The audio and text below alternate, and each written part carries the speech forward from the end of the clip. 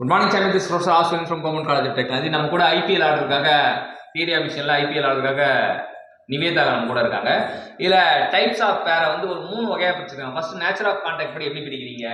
So types of பேர் வந்து 3 டைப்ஸாக பிரிக்கிறாங்க. நேச்சர் ஆஃப் கான்டாக்டில் வந்து 2 டைப்ஸ் இருக்குது. லோவர் பேர் இருக்குது, ஹையர் பேர் இருக்குது. ஸோ லோவர் பேர் அப்படின்னா என்னன்னா சர்ஃபேஸ் கான்டாக்ட் இருக்கும்.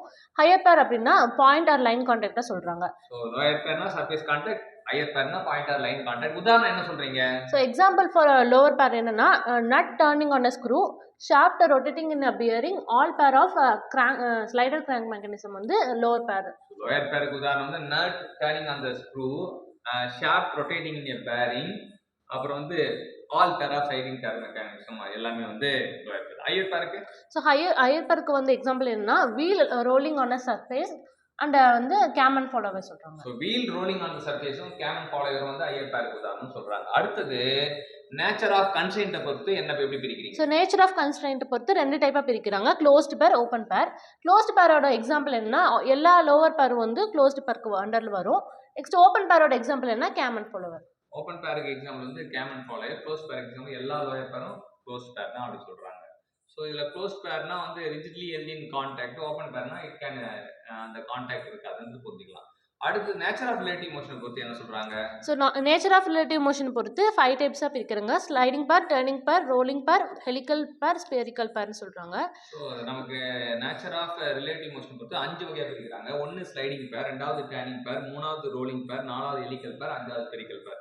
ஸ்லைடிங் பேர் வந்து என்ன சொல்றாங்க? ஸோ ஸ்லைடிங் பேர்ல வந்து ஸ்லைடிங் கான்டாக்ட் இருக்கும்னு சொல்றாங்க. பாத்தீங்கன்னா one surface slide over another சொல்லலாம். உதாரணம் என்ன சொல்றீங்க? ஸோ எக்ஸாம்பிள் என்ன rectangular rod in a rectangular hole in prism. Rectangular ரோடுக்குள்ள ரெக்டாங்குலர் ராட் இது பண்ணனும்னா அது வந்து ஸ்லைடிங் பேருக்கு சொல்லலாம். டர்னிங் பேருக்கு என்ன சொல்றாங்க? ஸோ டர்னிங் பேர்ல வந்து என்னன்னா இது ரொட்டேட்டிங் மோஷன் இருக்கும்.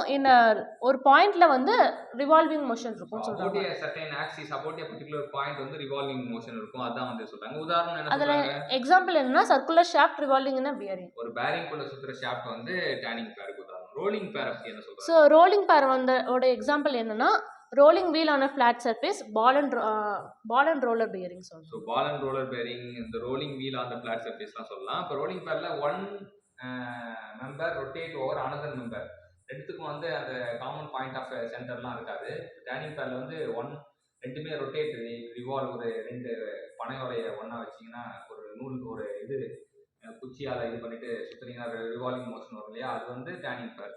ஆனால் வந்து ரோலிங் பேர்னா ஒன் சர்ஃபேஸில் ரோல் ஆகிட்டு வர்றது ரோலிங் பேர். அடுத்து ஹெலிக்கல் பேர். ஸோ ஹெலிக்கல் பேரை வந்து ஸ்க்ரூ பேர்னு சொல்லுவாங்க. இதோட எக்ஸாம்பிள் என்னன்னா lead screw nut on a லேத்னு சொல்றாங்க. ஸ்க்ரூ பேர் அதாவது த்ரெட்ல நகர்றது தான் ஹெலிக்கல் பேர் சொல்லுவாங்க. ஸ்க்ரூ பேர் சொல்லுவாங்க. Lead screw nut on lathe சொல்லுவாங்க. அது ஸ்பெரிக்கல் பேர். ஸோ ஸ்பெரிக்கல் பேர் வந்து என்னன்னா 360 டிகிரி ரொட்டேஷன்ல இருக்கும்னு சொல்றாங்க. எக்ஸாம்பிள் என்ன ball and socket. So ball and socket தான் வந்து ஸ்பெரிக்கல் பேர் அப்படின்னா அது வந்து 360 டிகிரி ரொட்டேஷன் நமக்கு கிடைக்கும். அப்படி நம்ம இந்த எல்போ பார்த்தீங்கன்னா இட் ரொட்டேஷன் 360 டிகிரி அப்படின்னு தெரிஞ்சுக்கலாம். ஸோ இது ஸ்பெரிக்கல் பேர் இருக்குது. ஸோ இன்னைக்கு என்ன கற்றுக்கிட்டோம் அப்படின்னா IPL interactive participate learning theory of விஷயம்ல டைப்ஸ் ஆஃப் பேர் கற்றுக்கிட்டோம். கற்றுக் கொடுத்த நிவேதாவுக்கு கண்டிப்பாக நம்ம தேங்க்யூ சொல்லணும். தேங்க்யூ.